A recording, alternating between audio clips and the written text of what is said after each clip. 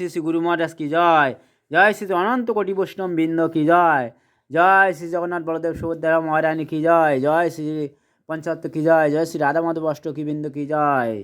ওং নমো ভগবতে বাসুদেবায়, ওং নমো ভগবতে বাসুদেবায়, নমো ভগবতে বাসুদেবায়। গীতার গান ত্রয়োদশ অধ্যায়। অর্জুন কহিলেন, প্রকৃতির আর পুরুষ ক্ষেত্র যে ক্ষেত্রজ্ঞ জানিবার ইচ্ছা মোর, আমি নই বিজ্ঞ সেই রূপ জ্ঞান আর বিজ্ঞান কি হয়, কেশব আমাকে কহ করিয়া নিশ্চয়। শ্রী ভগবান কইলেন, হে কন্তেয়, এ শরীর ক্ষেত্র নাম তার, ইহার যে জ্ঞাতা সেই ক্ষেত্রজ্ঞ বিচার। আমি যে ক্ষেত্রজ্ঞ বুঝো সকল শরীর, হে ভারত ও তন্তর্যামী, সে আমারে সেই ক্ষেত্র আর ক্ষেত্রজ্ঞের যে বা জ্ঞান। আমার বিচারে হয় সেই শুদ্ধ জ্ঞান, সেই ক্ষেত্র আর ক্ষেত্রজ্ঞের বিচার। কি তার স্বরূপ কিংবা কি তার বিচার, কি তার প্রভাব কিংবা কোথা হতে হয়, শুনো তুমি কহিয়া আমি করিয়া নিশ্চয়। দার্শনিক ঋষি কত করেছে বিচার, স্মৃতি সন্দেহ কত বলে নাহি তার পার। কিন্তু বেদান্ত বাক্যে যুক্তির সহিত যে বিচার করিয়াছে লাগিল কহিন, সেই সে বিচার জানো সুসিদ্ধান্ত মতো, সকলের গ্রহণীয় ছাড়ি অন্য পথ। খ্যাতি অফ তেজ বায়ু বোম পঞ্চ, খ্যাতি অফ তেজ বায়ু বোম মহাভূত, অহংকার বুদ্ধি আর মন অব্যক্ত সম্ভূত।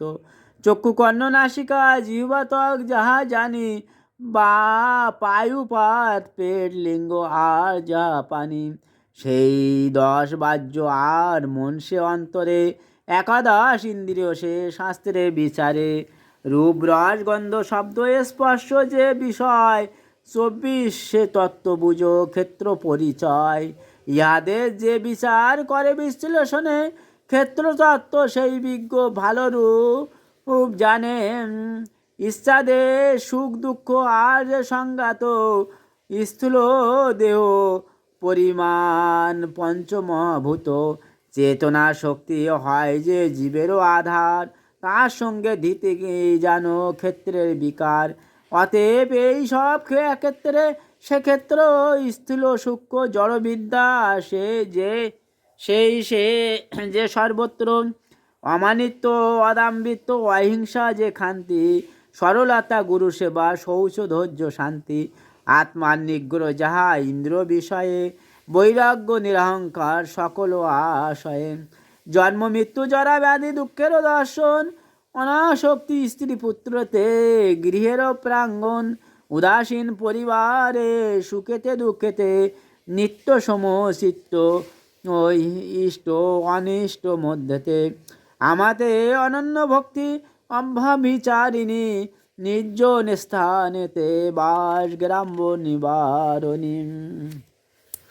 অধ্যাত্ম জ্ঞানের করে নিত্যত্ব স্বীকার, তত্ত্বজ্ঞান লাগি করি দর্শন বিচার।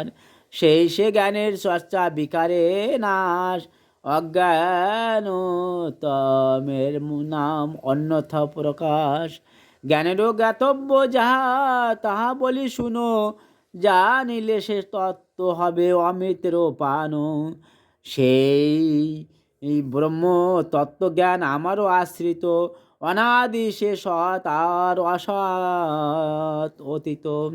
সর্বস্থানে হস্তপদ নহে নিরাকার, সর্বস্থানে চক্ষু শির কত মুখ তার। সর্বত্র শ্রবণ সর্ব আবরণ স্থান, তিনি ছাড়া ত্রিভুবনে নাই কিছু আন। তাহাই হতে ইন্দ্রাদি হয়েছে প্রকাশ, জড়েন্দ্র নাহি তার সর্বগুণাভাস। অনাসক্ত সর্বভূত তিনি সে নির্গুণ, সকল গুণের ভোক্তা তিনি চিরন্তন। সকল ভূতের তিনি অন্তরে বাইরে, তাহা হতে হয় সব চর বা অচর। অতি সূক্ষ্ম তত্ত্ব তাই অবিজ্ঞেয় যুগপদ বহু দূরে নিকটেতেও হয়। অবিভক্ত হইয়া ও বিভক্তের মতো অখণ্ড সমষ্টি তিনি ব্যষ্টি রূপে স্থিত। সর্বভূত ভর্তা তিনি, সব জন্মদাতা তিনি, সবার পুনঃসংহারের কর্তা।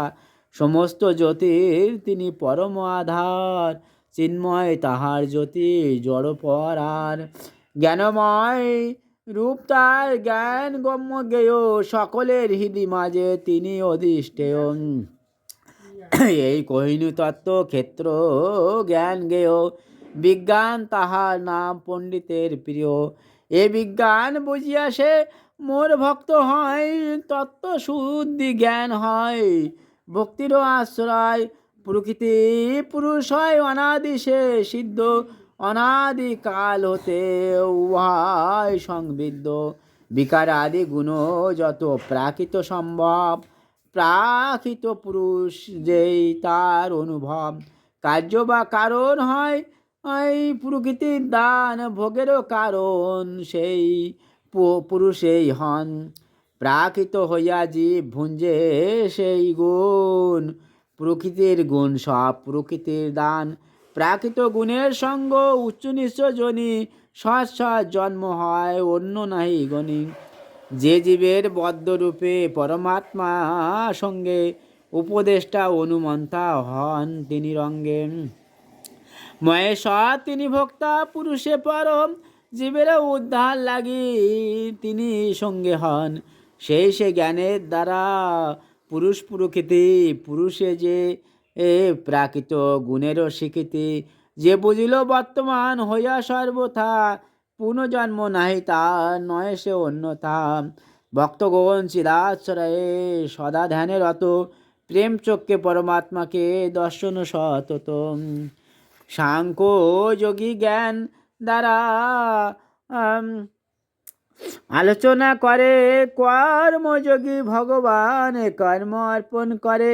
অন্য সাধারণ লোক বুঝে না সে কিছু, শ্রবণান্ত উপাসনা তারা করে কিছু। তারাও তরিয়া যায় এ সংসার হতে, যদি শ্রুতি পরায়ণ সাধুর সঙ্গেতে। স্থবর জঙ্গম যত জন্মেছে জন্মাবে, ক্ষেত্র ক্ষেত্রজ্ঞের সংযোগ প্রভাবে। সেসব ভূতেতে সময়স্থিত ভগবান, দর্শন করিতে পারে কোন ভাগ্যবান। ভগবান অবিনশ্বর বস্তু তাহার ভিতরে, বিনশ্বর ধর্ম তিনি স্বীকার না করে। সকলের মধ্যে সম থাকেন ঈশ্বর, দেখিতে সমর্থ হয় যেই তৎপর। যে আত্মাকে অধপাত কবু নাই করে, কুপথগামী সে দুষ্ট মন দ্বারে। প্রকৃতি পদার্থ দেহ ইন্দ্র আদি দ্বারা, প্রকৃতি সাধে কর্ম জীবের সে সারান। কিন্তু আত্মতত্ত্ব জীব কিছু নাই করে, যাহার দর্শন সেই সে দেখিতে পারে। প্রাকৃত বৈচিত্র্য যে বা একত্র দর্শনে, সর্বভূতের পৃথক ভাব সমর্থ সে মনে। সৃষ্টি স্থিতি বিস্তার সেই যে বা জানে, সমর্থ সে জন দৃষ্টি ব্রহ্ম সম্পাদনে। ব্রহ্মজ্ঞানী জীব নিত্য পরম অব্যয়, নির্গুণ অনাদি তত্ত্ব নিলিপ্ত সে রয়। যেমন সর্বগত বোম সূক্ষ্ম তত্ত্ব অনুপম, সর্বত্র সম্ভব বিচরণ। তথাপি সে লিপ্ত নহে, নিজেরও স্বতন্ত্র রহে সেই রূপ আত্মবিচরণ। সর্বত্র ব্যাপিয়া দেহে কুটস্থ পৃথক রহে, মহাভূতে নহে সে মিলন। তথা ব্রহ্মভূত জীব আত্মতত্ত্বে হয় শিব, দেহধর্মে লিপ্ত নাই হন। সূর্য যথা প্রকাশ হয় অখিল জগৎ, এক দেশে একা থাকে সম্রাট মহৎ। সে ভারত সেই রূপ ক্ষেত্রে প্রকাশ হয়, একা এক স্থানে থাকি ক্ষেত্র দেহময়। ক্ষেত্র আর ক্ষেত্রজ্ঞে তত্ত্বজ্ঞান চক্ষে, দেখিবার শক্তি হয় সে যাহার পক্ষে। এক ক্ষেত্রজ্ঞ সে জীব, অন্য পরমাত্মা, উভয়ের ক্ষেত্রে বাস ক্ষেত্র বিশেষাত্মা। তাহার মুখ্য জড়নিষ্ঠ প্রবৃত্তি, হইতে সুখে বাস পরবমে জড় দেহ অন্তে ভক্তি বেদান্ত কহে শ্রীগীতার গান শুনে যদি শুদ্ধ ভক্ত কৃষ্ণগত প্রাণ। ইতি শ্রীগীতার আর প্রকৃতি পুরুষ বিবেক যোগ নামক ত্রয়োদশ অধ্যায় সমাপ্ত। হরে কৃষ্ণ।